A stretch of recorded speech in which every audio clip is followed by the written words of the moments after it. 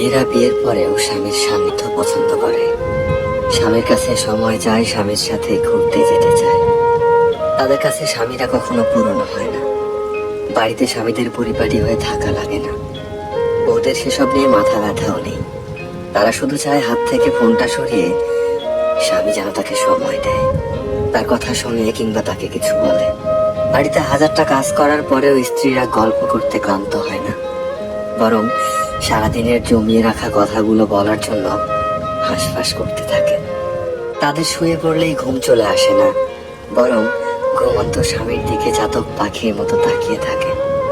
এই পুরো বিষয়টাতে টাকা পয়সারও কোনো হাত নেই, সৌন্দর্যের হাত নেই, বিষয়টা ভালোবাসার। স্বামী সুন্দর কিংবা অসুন্দর, টাকাওয়ালা কিংবা গরিব, নতুন কিংবা পুরাতন, এসব সত্যিই কোনো ম্যাটার করে না। তারা শুধু ভালোবাসার মানুষটাকেই ভালোবাসে। অথচ পুরুষ মানুষের কাছে ব্যাপারটা উল্টো। তাদের কাছে বউ পুরনো হয়, বউকে ভালো লাগে না, বউয়ের কথা ঘ্যান ঘ্যান মনে হয়। বাইরের নারীকে তারা যতটা সময় দেয়, গুরুত্ব দেয়, ঘরের বউকে যদি ততটা গুরুত্ব দিত, তবে স্ত্রীদের অন্তত মানসিক শান্তির অভাব হতো না।